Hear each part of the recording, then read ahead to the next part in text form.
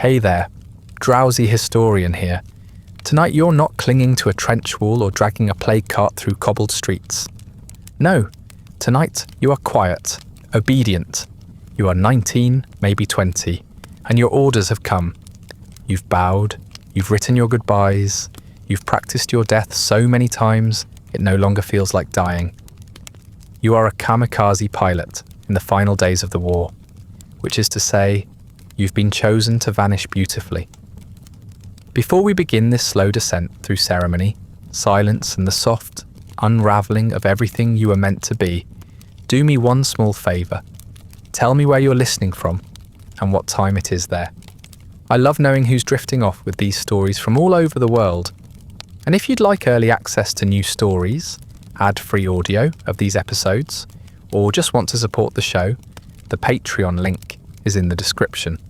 If you're listening in bed, consider using a pair of sleep mask headphones for the ultimate immersive experience. I've linked my favourite pair in the description. Now, lie back, get comfortable. Let's begin. The earth is warm between your fingers, damp, dark and clinging to the creases of your skin. It smells faintly of rotting leaves, of last season's tea grounds, of the ash your father sifts into the soil before planting. You press a sprout into its shallow bed with your thumb and smooth the dirt over it, careful not to break the stem. A sparrow clicks from the persimmon tree above you, watching. Your knees ache, though you're not old enough for that yet. The ache is from the cold in the morning and the stillness by noon. Your father, crouched beside you, says nothing. He's never been one to speak without need, and he sees no need today. He lifts a root, shakes it, cuts the bad end clean, and tosses it into the basket between you. You hear the rustle of laundry behind the shoji screen, your mother lifting it from the line. The kettle's been boiling too long. A soft whistle hisses against the quiet. The radio plays faintly through the open window. Static, then a fragment of an anthem, then static again. The signal here is always poor. The government voice that usually recites reports from the front is missing this morning. Or perhaps it is there, and no one is listening closely enough. The war feels far away in moments like this, as if it belongs to another country or another time. You know better. The war is in the ration cards your mother folds into a tin box. It is in the gaps between letters from your older cousin in Manchuria. It is in the missing boys at school and the headmaster's proud silence when their names are posted. It is in the fact that you have not read a novel in over a year because the paper is too precious to waste on stories. When the postman arrives, he does not call out. He does not need to. The clatter of his bicycle chain on the gravel is enough. Your father stands slowly, wipes his hands on his trousers, and walks to the edge of the gate. You do not rise. The basket beside you is already full, and you can feel the shift in the air. The garden is still unfinished, but something else is beginning. The letter is handed over with two hands. The postman bows. Your father bows lower. No words are exchanged. You know this posture. It is the same one from the temple steps. You watch your father walk back across the narrow path with the letter held in both hands, as if it is too sacred to fold, too heavy to carry. His face is unreadable. It always has been. He places the envelope beside the basket and returns to kneeling. Neither of you speak. You finish planting the last two sprouts before you pick it up. The paper is thin but official, cream-coloured, uncreased. Your name is written in a practised hand. Not quite elegant, not quite mechanical. Inside, the words are clear, even if the meaning is not. You have been selected. You have been granted the honour. You are requested to report. The date is in 3 days. The location is underlined in ink. There is no signature, only a seal. Red, neat, final. Your mother does not cry. She does not raise her voice. She does not reach for you. She bows once, then turns back to her laundry. You hear the wooden clothespins clicking in her hands. Your younger brother watches from the doorway. clutching a rice cracker in both fists, crumbs stuck to his chin. He is too young to know what it means, and just old enough to understand that it is serious. He does not speak, and neither do you. The silence feels full, not empty. The birds have gone quiet. Even the kettle has stopped hissing. You sit on the wooden floor inside the house and remove your shoes with deliberate care, lining them against the wall. Your fingers are still dirty from the garden. You fold the letter in half, then in half again, and slide it into the breast pocket of your jacket. It fits without resistance. The pocket was always meant for something like this. You find your travel bag beneath your bed and begin to gather your things. You move slowly, not because of dread, but because there is a rhythm to doing things properly. The towel is folded with its edges aligned. The soap is wrapped in paper. Your change of underclothes is wrapped in a furoshiki, tied with the green string your mother always saves. You pack your writing brush, though you doubt you'll need it. You pause over the book of poems your grandfather gave you. You open it, thumb the pages, and close it again. You leave it on the shelf. It is not time for poems. At dinner, your father speaks only once, and only to say that the radish is bitter this season. Your mother nods. She knew already. You eat in silence. Your brother is sent to bed early. The futon is laid out. Your father smokes his pipe in the yard until the fireflies appear, and then disappears inside without a word. You sit by the window and listen to the cicadas until the darkness is thick enough to blur the mountains. Somewhere, a neighbour's dog barks. Somewhere farther, a train whistles. It is not yours, not yet. You do not sleep well. You do not expect to. You lie awake on the thin mattress, staring at the wooden beams above you. The roof creaks in the night, expanding, shifting, exhaling like something alive. You count your breaths. You remember a boy from school who left last spring. He said goodbye, as if he were going to market. No one spoke his name again. You remember him smiling. You wonder if that was the last time he did.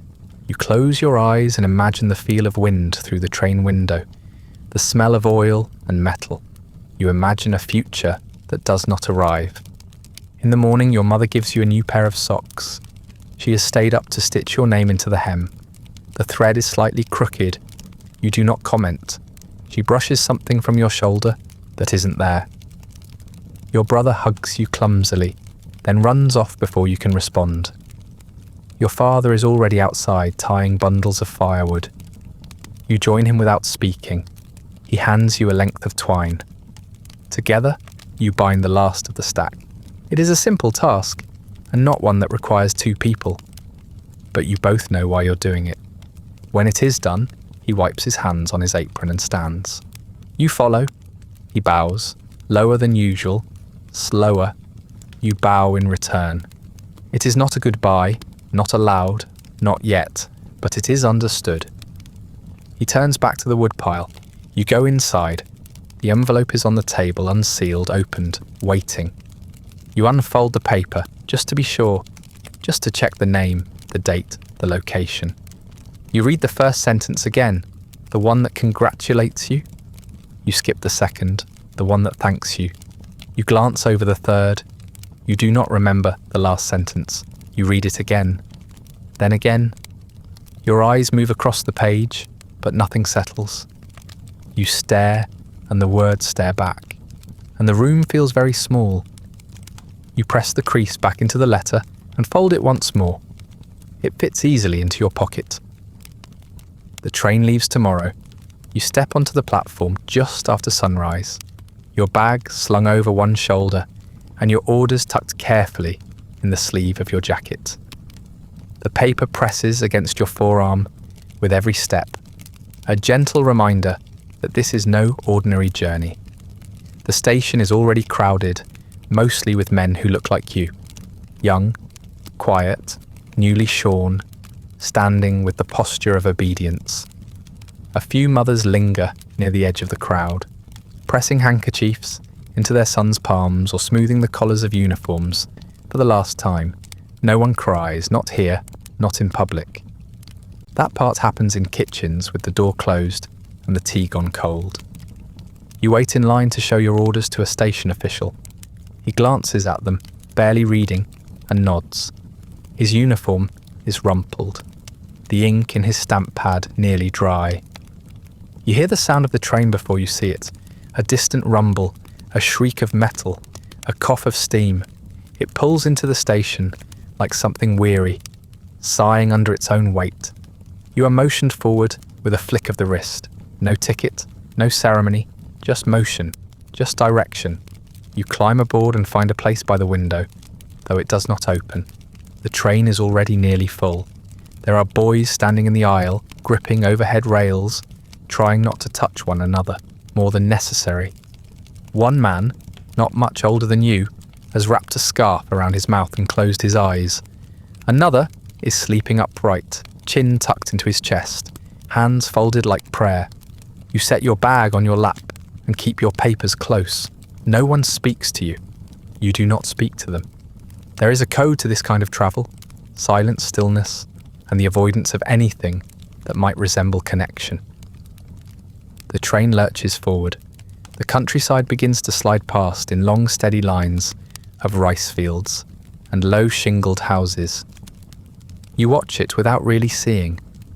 Occasionally, you catch a glimpse of laundry on a line or a child running beside a ditch. Once a man on a bicycle waves to the train, and you find yourself lifting your hand halfway before lowering it again. No one else moves. You do not know what they're thinking.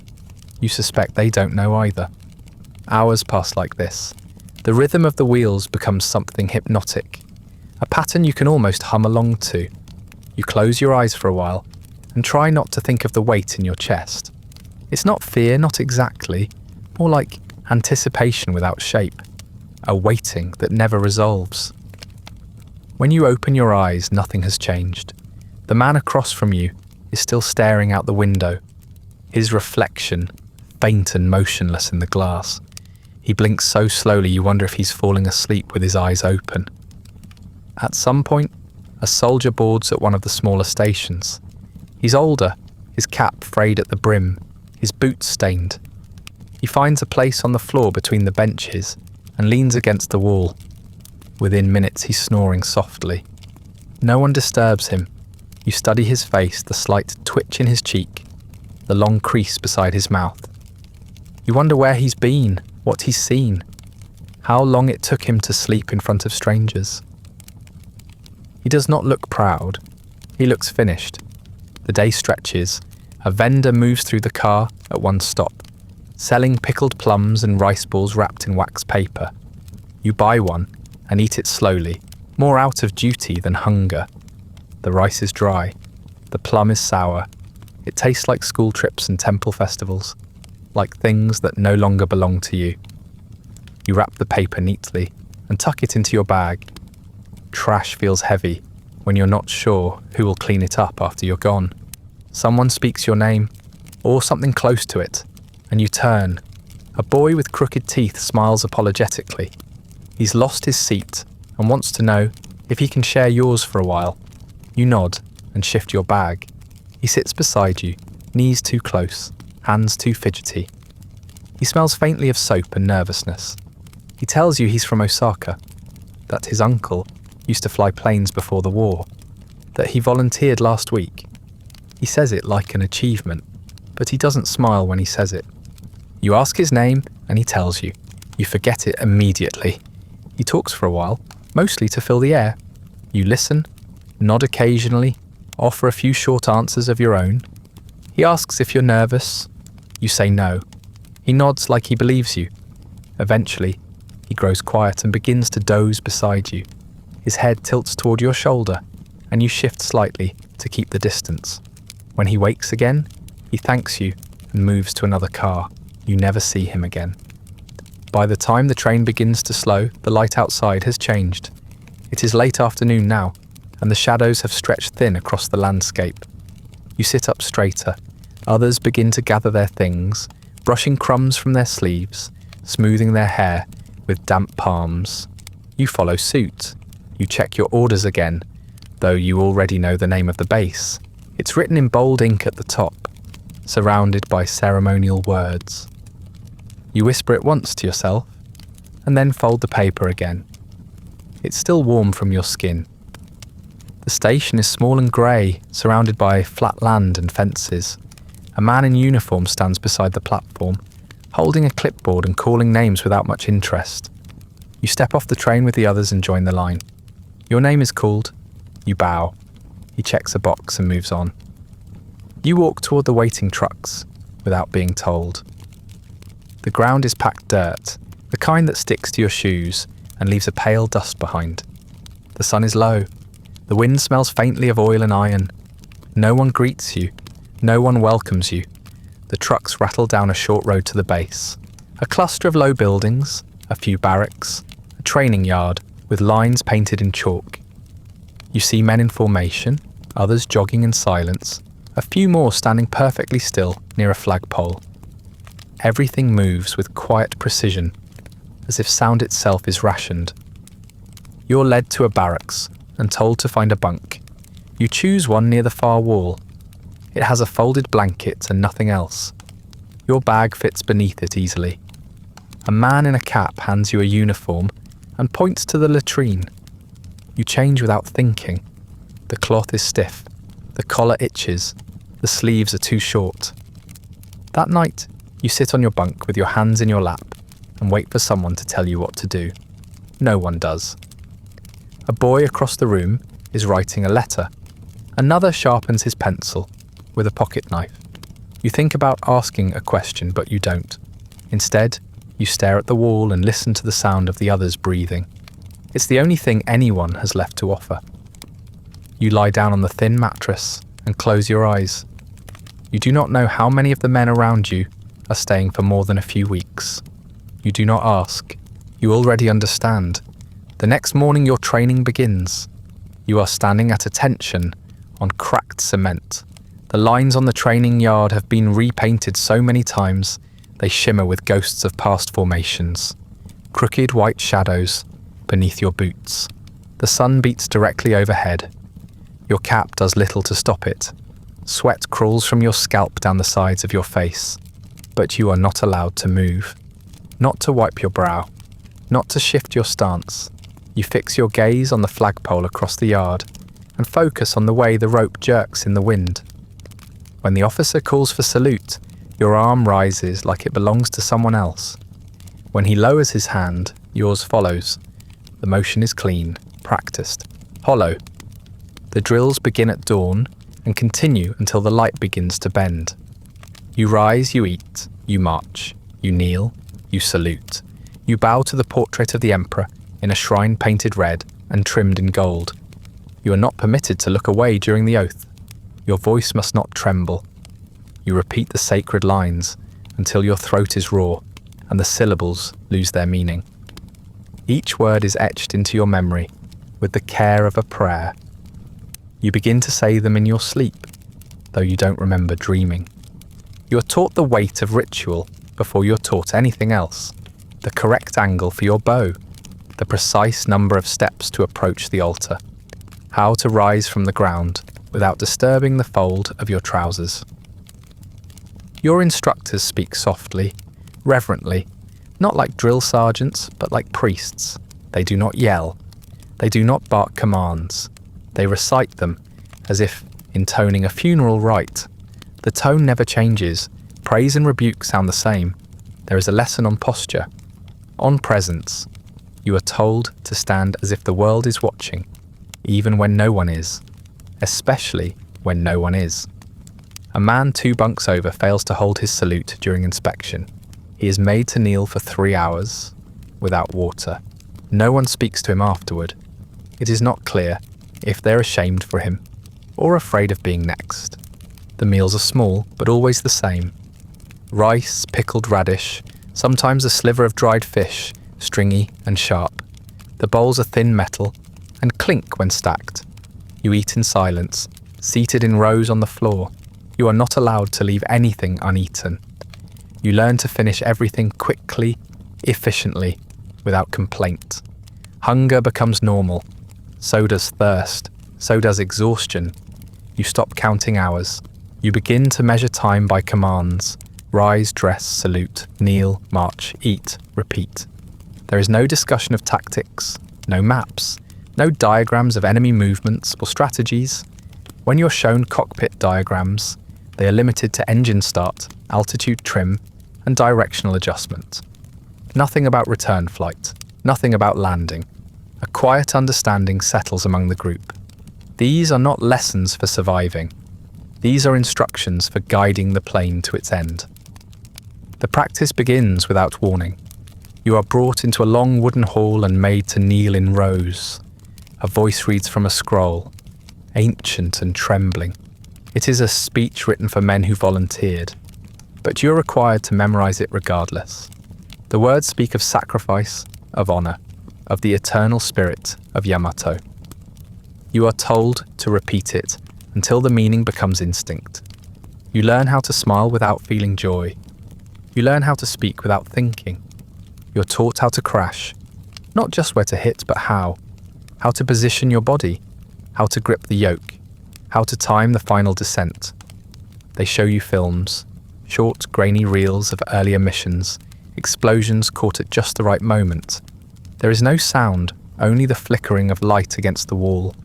You study the angle of descent, the spread of debris, the shape of impact. The instructors pause the film and point to the plume of smoke, to the flash of the explosion. You are told it is beautiful. You are told it is enough. You're taken on short training flights, just enough to understand the weight of the controls, the shift of wind across the wings. You take off, level out, turn gently, and return to land under supervision. The planes are old, borrowed, sometimes missing panels. You are not trained to fight. You are not taught to land well. You are taught to fly far enough, straight enough, long enough to die on schedule. When you first hear the anthem played in the hall, you do not understand why. Then you are told to sing it while simulating the final dive. Your arms are extended, gripping a wooden frame. You are to imagine the plane beneath you, the air around you, the enemy below. You sing with the others. The harmony is uneven, cracked with strain, and the rust of unfamiliar melody. Someone vomits during the exercise. The sound echoes in the hall, wet and sudden. No one moves to help him. No one speaks his name. He is taken out of the room and does not return that day. By the next morning, his bunk is still empty. Each night, you polish your boots with more care than you give your hands. The leather must shine. The laces must be perfect. You clean your fingernails only when inspection requires it. Your skin begins to crack beneath your knuckles. Your nails are stained from soil, from oil, from sweat. You are told that your appearance reflects your devotion. You begin to believe it. You stand straighter. You bow deeper. You stop asking what the exercises are for. Your hands develop a tremble that fades by midday. You stretch your fingers before each drill to keep the numbness from spreading. Your knees are always sore. Your lower back stiffens after meals. You move like a machine slowly assembling itself, piece by obedient piece. The boy beside you develops a cough that never leaves. You learn to ignore it. At night, when the coughing grows louder, someone throws a boot at his mattress to silence him. He doesn't protest. No one apologizes. Occasionally, you glimpse officers speaking in low voices outside the hall. They are never present during the most difficult drills. They do not run. They do not kneel. They walk slowly, hands behind their backs, as if through a temple. They nod when you salute, and sometimes not even then. You do not know their names. They are not here to teach you. They are here to observe your readiness. On the 10th day, a visiting priest is brought in to conduct a purification rite. You are made to line up barefoot outside the dormitory, kneel on stone, and bow with your forehead to the ground as he chants. The air smells of sandalwood and dust. You begin to feel as though your body is no longer yours, as though it belongs to the plane, to the emperor, to something larger and colder than either. You are not afraid. You are not brave. You are simply no longer separate. That evening, you're called by name. You rise and follow the officer down a narrow corridor that smells of mildew and old wood. He says nothing. The others watch you go. At the end of the corridor is a small room with no windows. There is a table. On the table is a wooden practice yoke, splintered, chipped, dark with years of oil and sweat. The officer gestures for you to sit. You do. He places the yoke in your hands. It is heavier than you expected. It is not shaped for comfort. Your fingers curl around it with difficulty. He nods once and steps back. You stare at it in your hands. It is a replica, a training tool. It is not real, but it will be. Time bends in small repetitive loops. You wake, you kneel, you drill. You bow, you eat, you kneel again. And between the cracks in the routine, something else begins to take shape. Not friendship exactly, but proximity that grows familiar. At first it is nothing more than shared glances and quiet nods, a muttered comment about the cold rice, a shrug when the ink runs dry.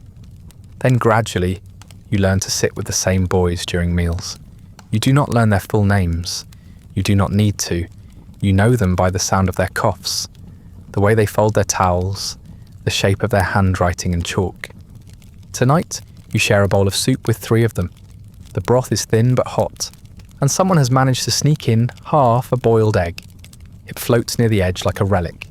You take your turn with the spoon and pass it along.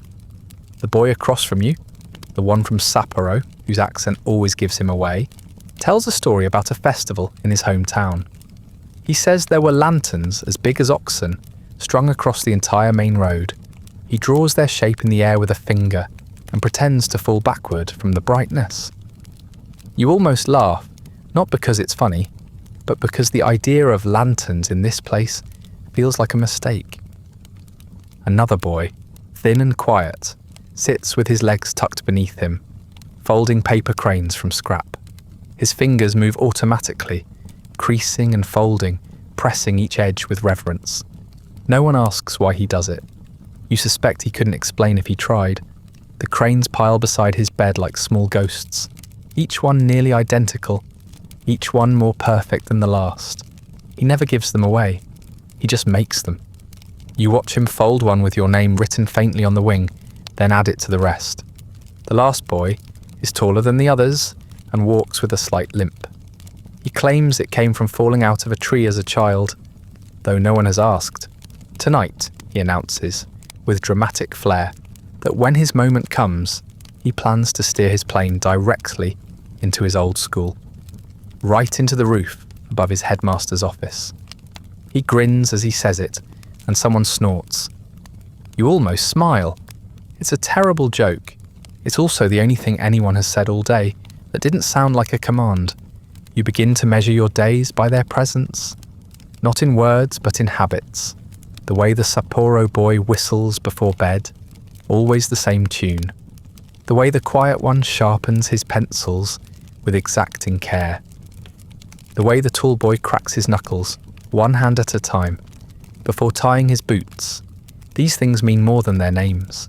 Names are for records, for telegrams. You do not want to know what your mother will receive. Someone carves a fish into the wood near the mess hall door, not with a knife, but with the tip of a metal spoon. The lines are smooth, deliberate, not practiced but certain. A wide mouth, scales that taper into silence. You see it when you pass and run your fingers over the grooves. It feels like memory. You don't ask who made it. You already know. There are moments, brief, disjointed, when laughter slips through the cracks. Not loud, not careless, just enough to remind you that you're still here. One afternoon, it begins to rain during formation, and the entire group is soaked through before anyone dares shift. The officer does not move, neither do you. When he finally dismisses you, the tall boy mutters, "Perhaps the Americans will drown before we get to them," and the Sapporo boy lets out a sharp, surprised laugh. It cuts through the air like something alive. The officer pretends not to hear. Or maybe he does, and chooses not to break it. But these moments are rare. Most days are spent in a kind of suspended rehearsal. You clean, you practice, you kneel, you simulate, You write letters and burn the ones that don't meet the standard. You recite lines you no longer remember learning.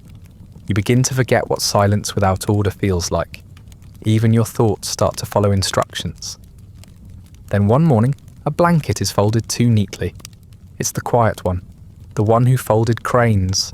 You notice before the others, because you always glance toward his bed first. There is no duffel bag beneath it, no stack of paper, no pencils, only the blanket, folded once, then again, placed squarely in the centre of the mattress, like an offering. His shoes are gone. His name is still stencilled above the bed frame. No one has removed it. You wait for someone to say something, for an officer to arrive, for a word to be given, but no one does. The others rise, dress, and file out for morning drills. You follow. Your boots strike the ground in rhythm with theirs. You don't speak, neither do they. Later that day, another boy arrives and takes the empty bunk. He does not ask where the last one went. You do not offer an answer. That night, you sit on your mattress and watch the new boy unpack his socks, his brush, his blank writing paper. He moves like you did, careful, uncertain, not yet hollow. He hasn't learned how to fold silence around himself. You lie awake longer than usual that night, listening to the unfamiliar rhythm of the new boy's breathing.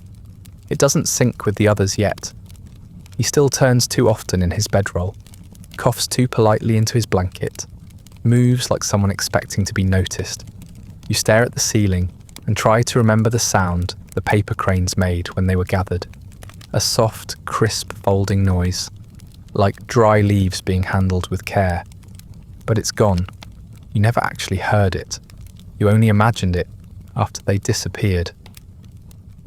The next afternoon, after a long session of formation drills and ceremonial bowing, your name is called again. This time, the officer hands you a wooden writing kit, thin, worn at the edges, the hinge held together with a strip of cloth. Inside is a square of folded rice paper, a short bristled brush, and a bottle of ink that smells faintly of metal and old lacquer. You are told quietly that it is time to write. The phrase is strange, not "you may write" or "you must write", just "it is time". A junior officer guides you down a side corridor and opens a door into a small room. It is dim, lit by a narrow window, high on the wall. The light comes in at an angle that feels almost deliberate, sharp but not warm. There is a low wooden desk, a thin cushion, and nothing else. No decorations, no calendar, no clock. Just the hollow space and the creak of the door as it closes behind you. You sit down and arrange the tools in front of you. The rice paper curls slightly at the edges from the humidity. You smooth it with your palm and stare at it. The brush feels too small in your hand. The ink bottle is difficult to open without staining your fingers. You test a few lines on the edge of the wood. Simple strokes, the same characters you've written since childhood, until the brush moves without hesitation. But the page remains blank. You are told to write to your family, to your parents, your siblings, to the emperor if your heart is inclined. You are told not to ask for anything, not to express regret, not to suggest, even subtly, that you wish for more time. The letter is to be proud, to be clear. It is not for you. It is for those who survive you. You begin with the address, your mother's name first, then your father's. You hesitate at the next line and skip your siblings entirely. You don't know what they'd want to hear, and the space is limited. You write the date, even though you aren't sure what day it actually is. Time bends strangely inside these walls, long stretches of sameness, interrupted by ritual. You choose a day that feels near enough to the truth. You thank them for raising you. You tell them not to worry, though you know they will. You tell them you're proud, though the brush hesitates over the character for pride. It feels too large for your hand. You write about the food at the base, that it is sufficient, that it is served hot. You write about the men, calling them brothers, though you have never spoken that word aloud in the barracks. You write that you're honoured to serve, though the phrase feels thin.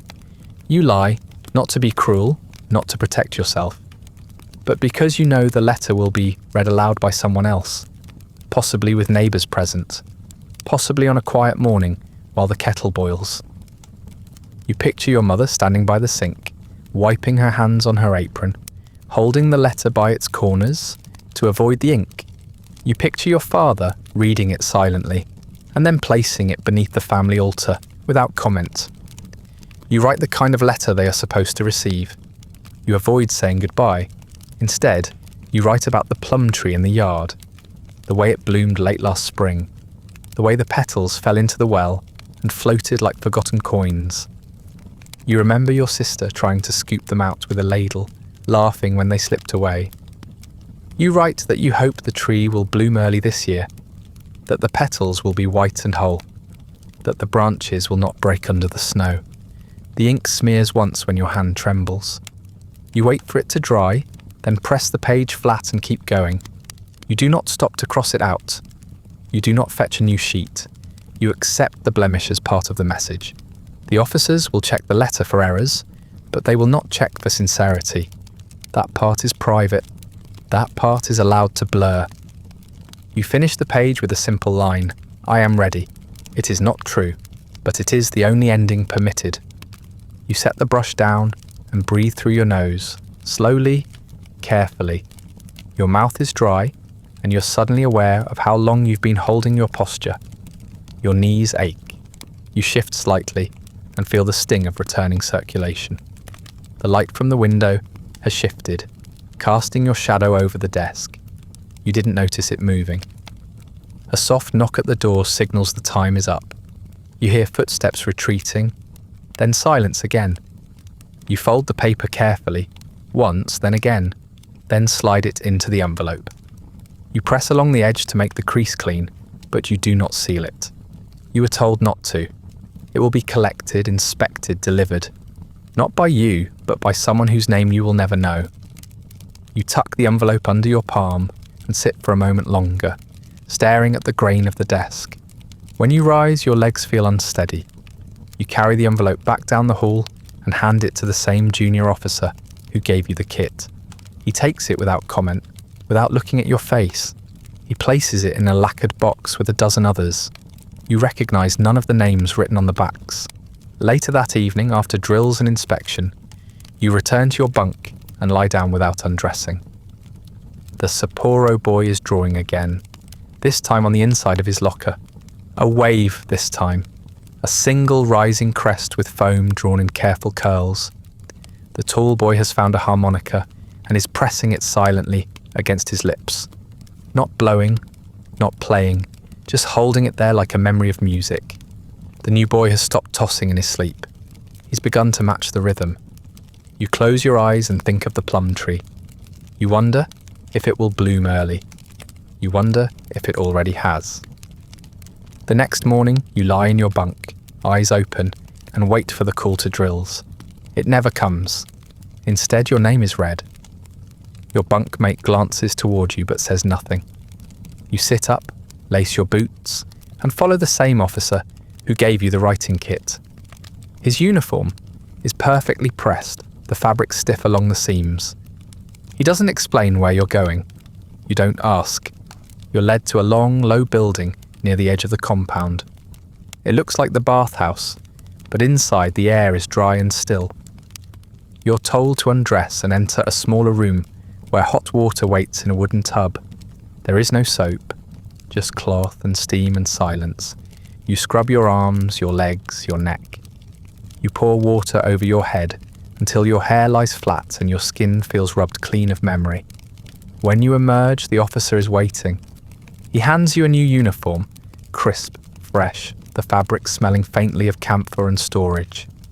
You dress slowly, buttoning each fastener with deliberate care. The collar is tight against your throat.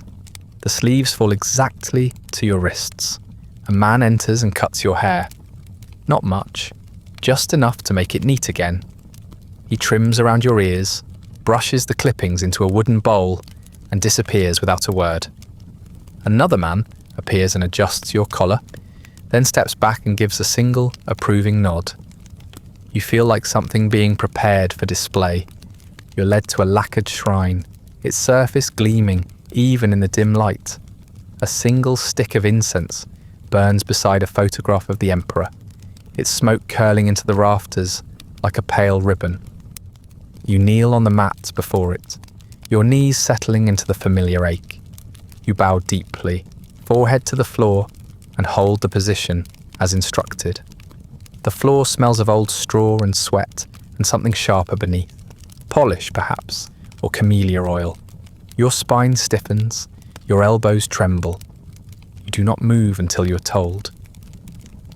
The priest who presides over the ceremony wears a pale robe and speaks in the same, even cadence as the officers. He chants slowly, clearly, as if reciting something too old to question. You recognize some of the phrases, blessings for purity, for courage, for the cleansing of fear. You are not asked to respond. Your part is only to listen and to bow. When the ritual ends, you're helped to your feet and guided down another hall. You're not dizzy exactly, but the light seems sharper now, more insistent. The floorboards creak beneath your boots, their rhythm matching your breath. At the end of the corridor, you step into a room with a camera. It's a boxy thing, larger than you expected. Mounted on a tripod, draped in cloth, gleaming faintly along its corners. A man waits beside it, adjusting something with a small wrench. He wears gloves. His eyes never meet yours. You're told to stand on a painted mark, feet shoulder-width apart, hands clasped behind your back. Another man enters and smooths your collar again, dabs at your forehead with a cloth, brushes something invisible from your sleeve. You're instructed to look directly into the lens. You do. There is a flash, a brief aggressive burst of white that leaves a smear across your vision. You blink. The camera clicks. The photographer gestures for you to stay in place. He makes a note on a clipboard, checks something in a box, then prepares for a second shot. This time, you are told to smile. You try, it is not forced exactly, just unfamiliar. You pull the corners of your mouth upward, as you were taught to do during school festival photos. You relax your jaw. You lift your chin slightly, just enough to look resolved without seeming arrogant. You do not bare your teeth. You do not squint.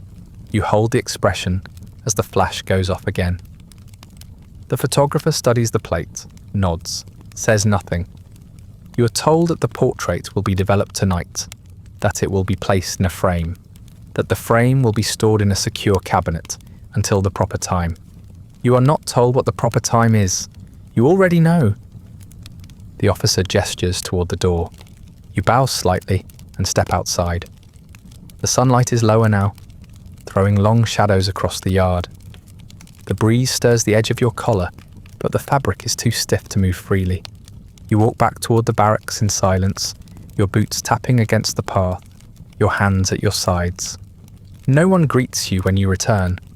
They've all seen the trimmed hair, the pressed uniform, the faint shine of ceremonial oil on your sleeves. They know where you've been. No one says it aloud.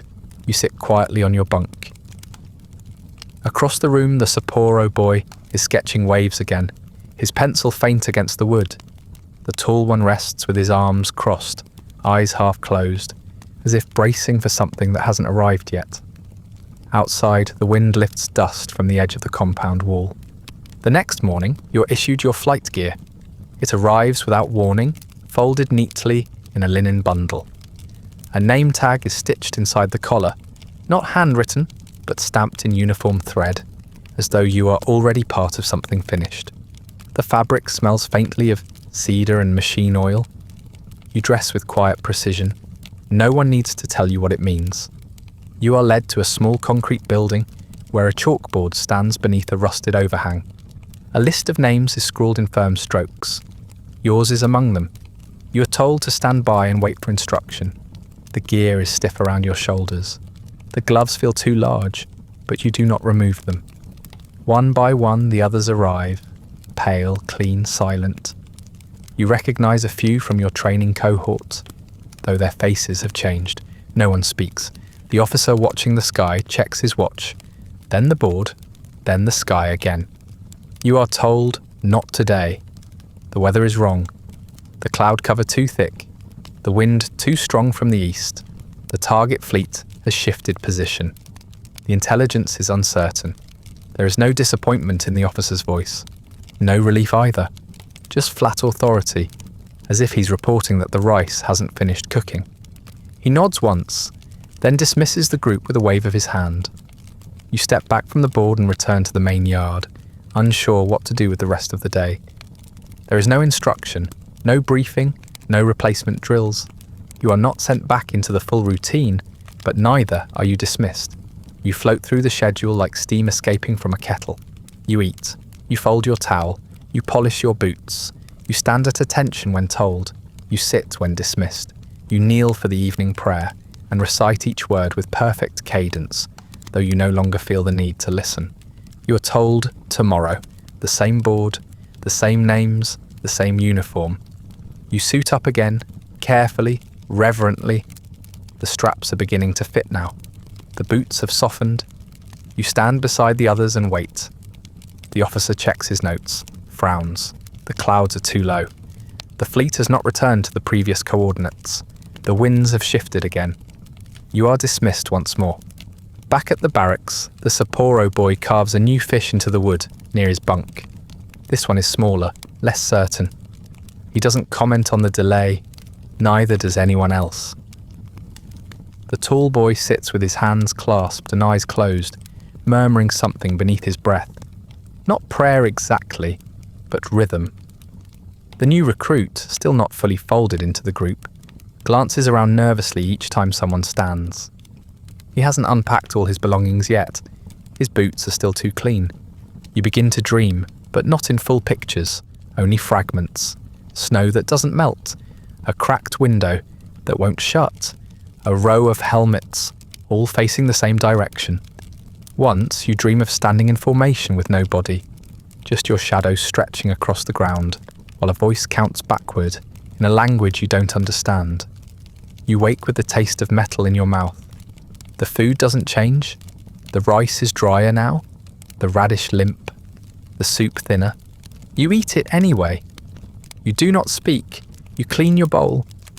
You line up again. The days blur, each one built from repetition.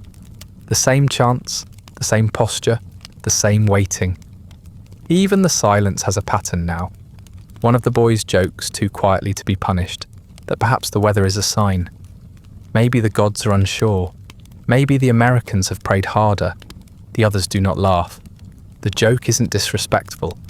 It simply lands in a room too hollow to echo.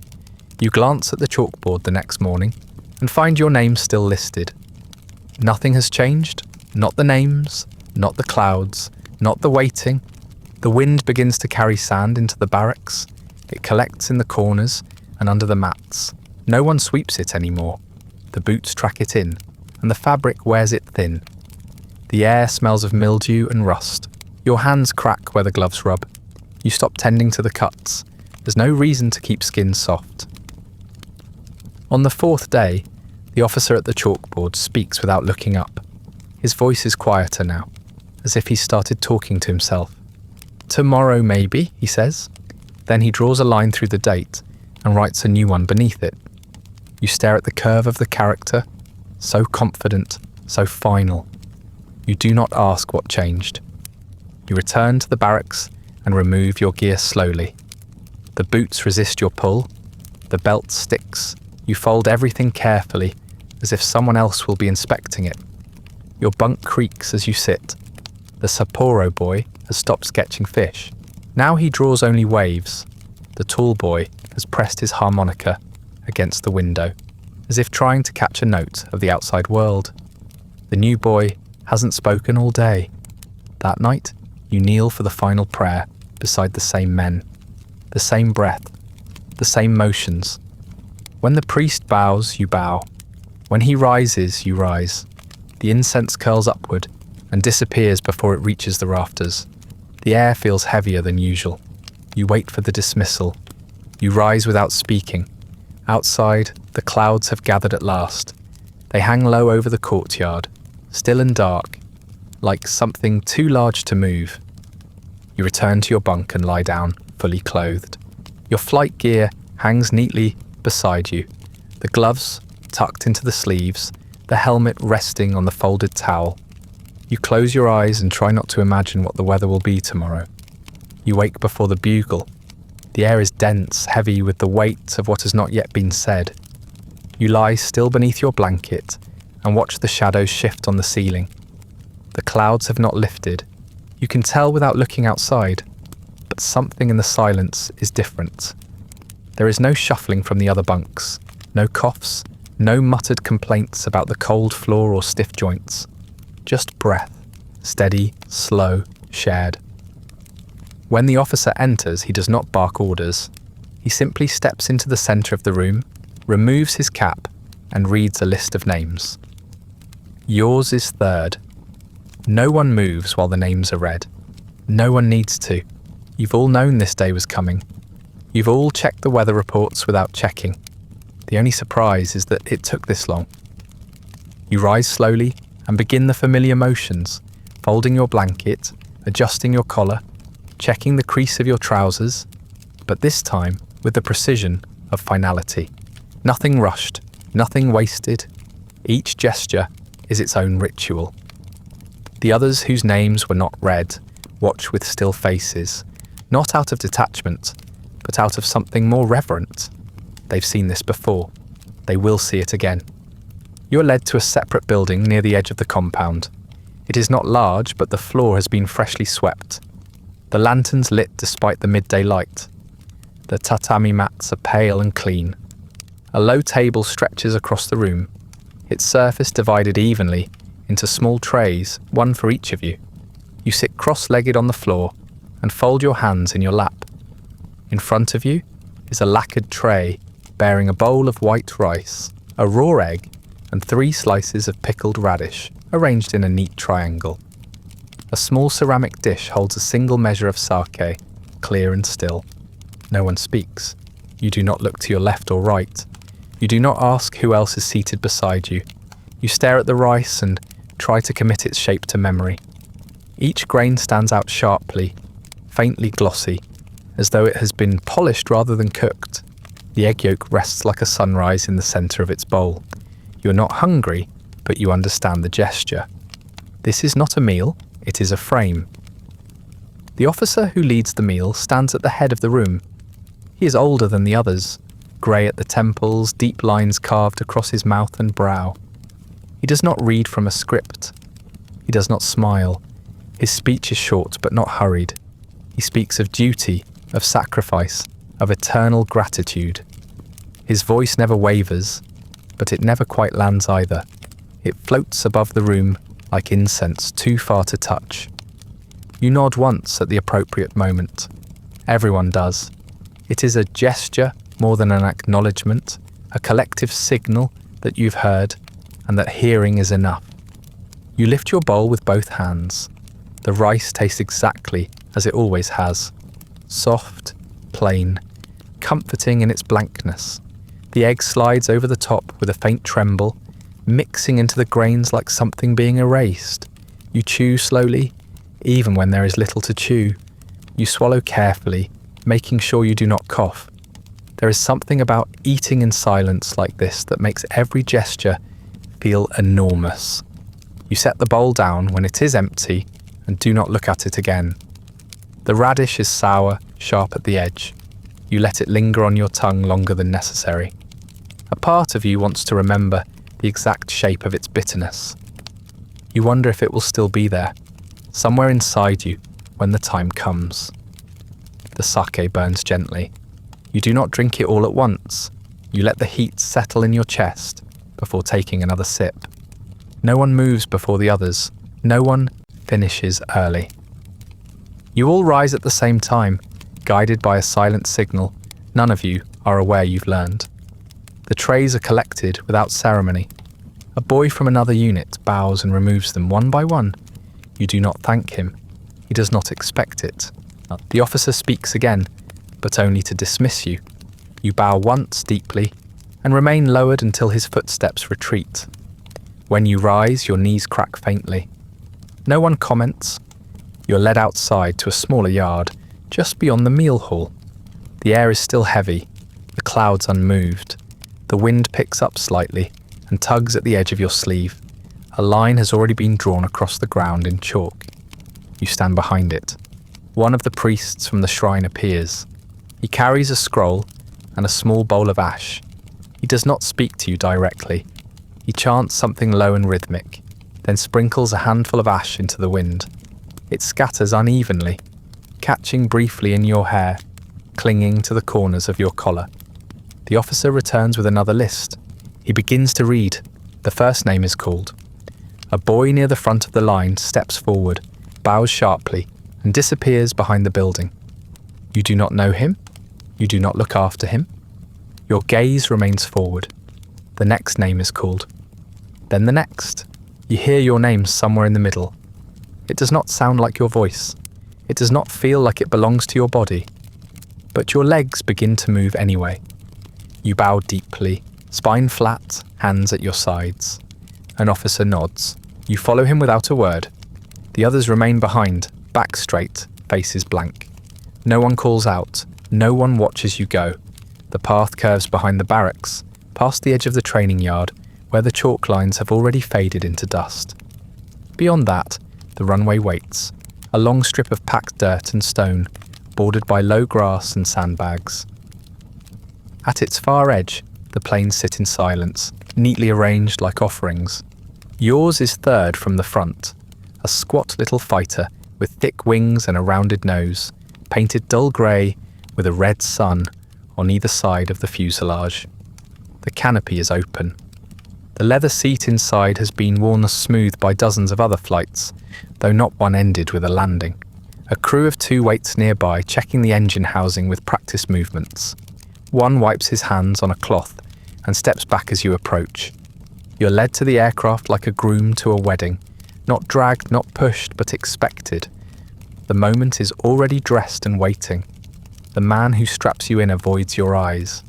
He adjusts the belts with careful pressure, cinching them at the shoulders, across the chest, around the waist. One strap clicks too loudly. He flinches at the sound, though you do not react. The belts are snug. The leather seat creaks slightly beneath your weight. Your knees feel too close to your chest. The other crewman checks the fuel lines and makes a note on a clipboard. He doesn't speak. He disappears from view. A final check is completed. The man beside you pats your shoulder once, firmly, like a teacher acknowledging a student after an exam. Then he bows a short, sharp gesture and steps away. You are alone in the cockpit. You settle your hands on the controls. The grip is familiar from training, though heavier now. You flex your fingers, then place them exactly where you've been taught. You do not look at the gauges. You already know what they'll show. You know how much fuel has been added. You know there is no need for a return line. Someone waves from the far edge of the field. A signal. You do not wave back. The engine sputters as it catches, a brief cough of resistance, then a shudder that runs through the frame into your ribs. The propeller spins with a rising whine. Oil fumes flood the cockpit. You breathe through your mouth, shallowly, eyes fixed ahead. The vibration settles into a low, steady rumble. The controls respond beneath your touch. The canopy is lowered. The sound becomes a tight hum, pressing in on all sides. You wait. There is no speech, no final instruction, no farewell. The runway stretches ahead in a long, dry ribbon. Grass shifts in the wind. A flag flutters somewhere behind you, but you don't turn to look. Your vision has narrowed. Your thoughts have slowed. You feel your body press against the seat, not with fear, but with inevitability, the way a stone settles at the bottom of a well. A whistle cuts through the hum. It is not loud, but sharp. The signal. You release the brake. The plane lurches forward, slowly at first, wheels catching slightly in the loose gravel. Then faster. The engine whines higher. Your back presses against the seat. The grass blurs. The edge of the runway, approaches and falls away. The front lifts. The wheels lose contact. You are airborne. The earth slips beneath you smoothly, almost without notice.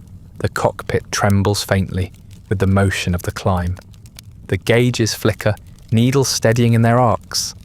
You adjust your grip, just slightly, and level the plane. Below, the runway has already become a thin stripe of memory. The barracks a cluster of rectangles. The men, if they're still watching, have disappeared into the light. The engine hums beneath you, steady, mechanical, loyal in its purpose. You feel the rhythms settle into your bones, your breath, the space between your thoughts.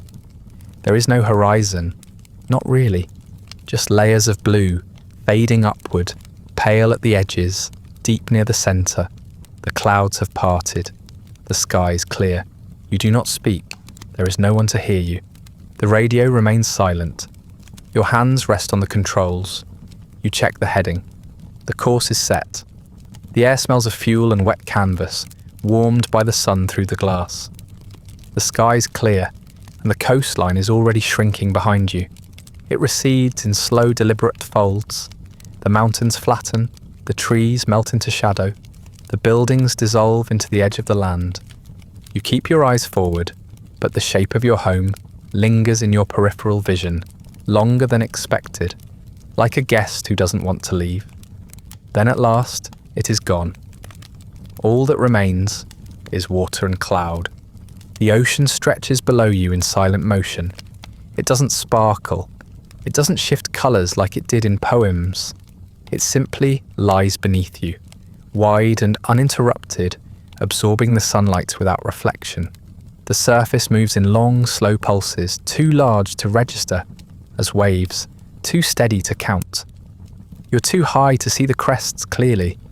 From here, it looks more like a dark quilt stitched with indifference. The wind changes subtly as you adjust altitude. You make small corrections with the rudder pedals, just enough to keep your heading straight. Your hands stay light on the yoke. You've practiced this motion 100 times, maybe more. You've trained for steadiness, for clean lines, for precision, not survival. There's no evasive maneuver to master, no turning back to rehearse. The path is linear, unforgiving. You fly it the way you were told to. The radio crackles occasionally, but no one speaks. You've been told not to. There is a protocol for contact, but today it feels like ritual more than communication. A line open to nothing, filled with the soft hiss of static and the occasional shift in tone, like a breath caught between speakers. You check the dial out of habit, then leave it alone. The silence is easier. Clouds drift across your path. You pass through one without effort, the world going pale and thick for a moment, then clearing on the other side. Moisture beads along the canopy glass. You blink slowly and watch it slide away. Another cloud comes and goes, then another. The sky opens again. The light softens, then sharpens. You fly through it all without changing course. You begin to lose sense of time. There is no clock in front of you, only the dials and gauges that track fuel, speed, altitude. You measure time instead by temperature. The rising warmth in your flight suit, the sweat collecting at your collar, the slick dampness in your gloves. Your thighs ache from stillness.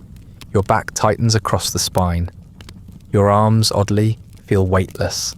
The hum of the engine vibrates through your boots, through the seat, through your ribs. You begin to speak to yourself in your head. Not words exactly, but the rhythm of them. You recite the final prayer again, the one from the ceremony, the one you were taught to say inwardly, without sound. You don't remember where it starts, so you begin in the middle. You skip lines. You repeat others. It doesn't matter. You don't think the gods are keeping score. The sky ahead is the same. Blue, pale, wide. The ocean below is endless.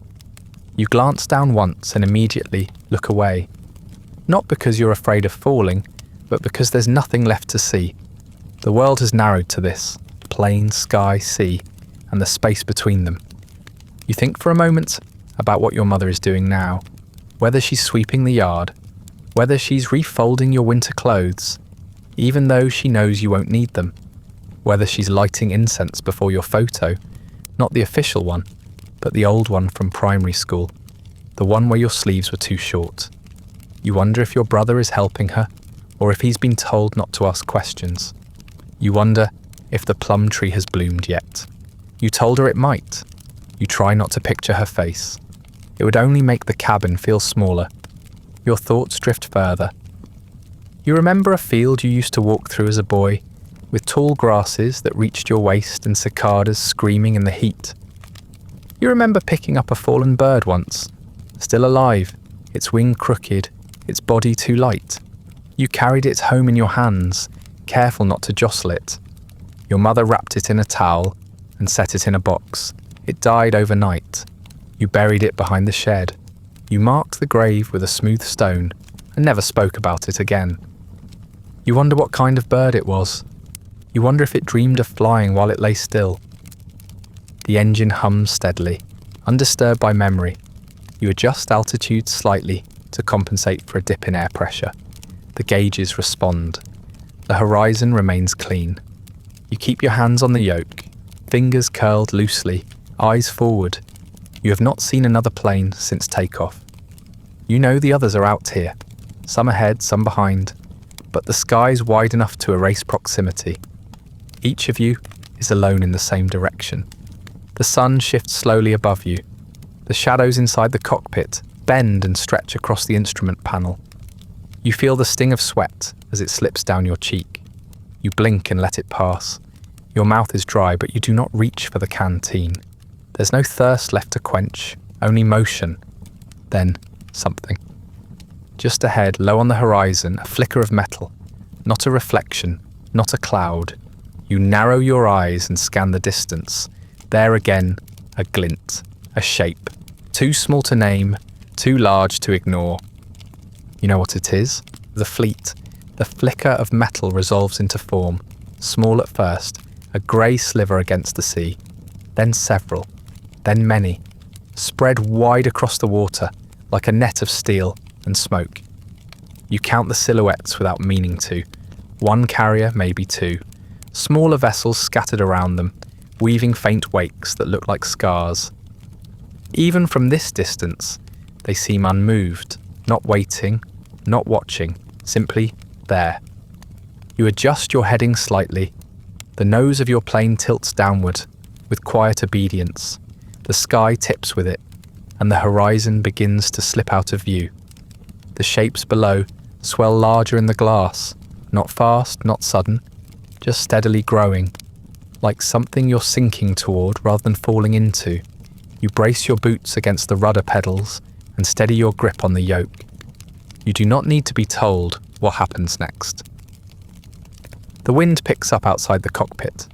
The seams of the fuselage shudder. A low moan slips past the edges of the canopy. Not mechanical, but not human either.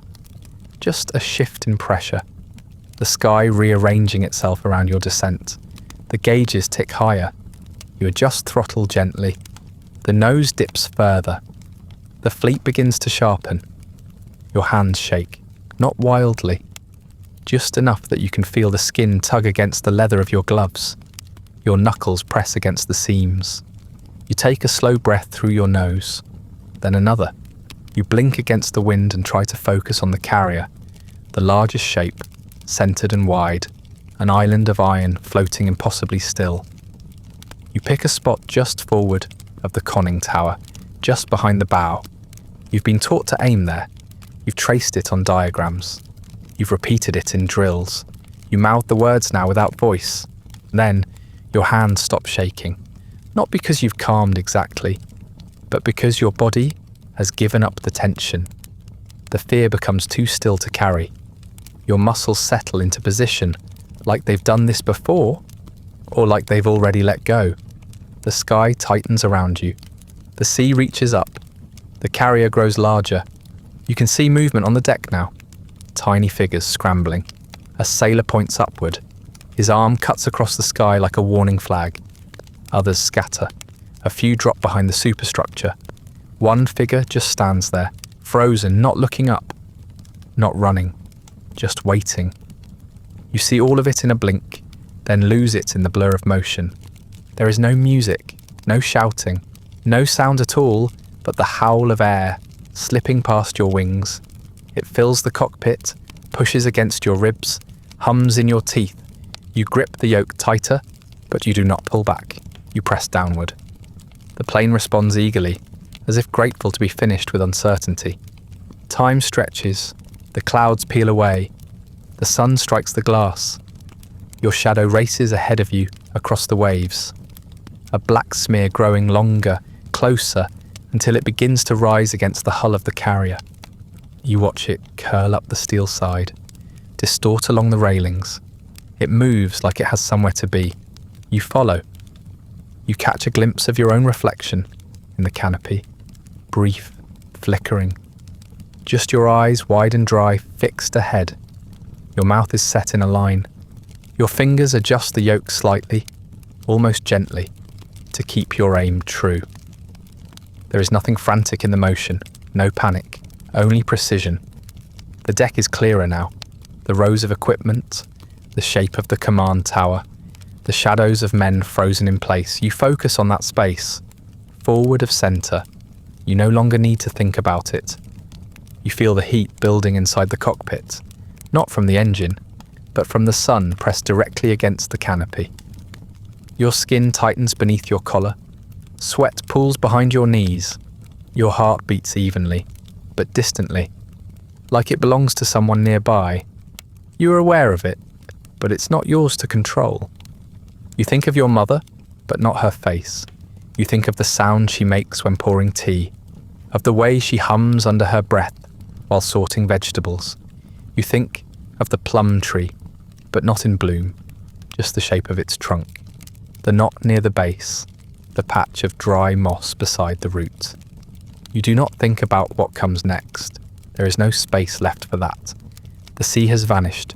Only the ship remains, swallowing the sky, the deck rushing upward like a rising wall. The figures are close enough to see clearly. Faces pale, mouths open, hands raised without purpose. The moment breaks open in detail. The angle of the railing, the position of a crate, a fallen wrench sliding across metal. You take all of it in at once, and then you close your eyes. There is no impact, no scream, no flash of recognition, no pull of gravity, only light. Weeks later, your name is read aloud in a village ceremony. The hall is small, just wide enough to hold the neighbours, the schoolmaster, and a few unfamiliar men in pressed uniforms. The floor has been swept. Incense curls upward from the altar, where your photograph now rests, the official one. You are smiling just faintly. Your cap is square on your head. Your collar is perfectly straight. Your eyes are not looking at the camera. No one seems to notice. Your mother bows with grace, her back straight, her sleeves tucked precisely. She does not cry. She has already done that, in private, when the letter arrived with the framed portrait and the thin red sash wrapped in rice paper. The message was brief, full of honour and language too formal to hold real comfort. She placed the box on the table, folded the letter again, and began preparing for the ceremony without comment. When neighbours came to offer their condolences, she thanked them without looking away from the kettle. Your father stands beside her, but does not speak. He bows when prompted. His hands remain folded behind his back, the knuckles pale, the joints slightly swollen from years in the field. He wears the same suit from your older cousin's wedding.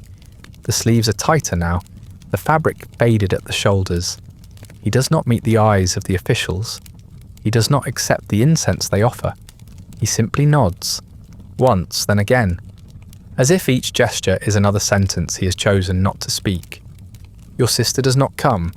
She lives in the next town now, married to a clerk with a modest position. She writes to your mother monthly and sent a telegram when the news arrived. It read simply, "I understand." She did not request a copy of your portrait. She does not light incense. She is raising her son to use Western pencils, and he does not know your name. The neighbours murmur respectfully. Words like sacrifice and honour pass from one pair of lips to another, like offerings. They speak of duty, of family pride, of the noble silence of your parents.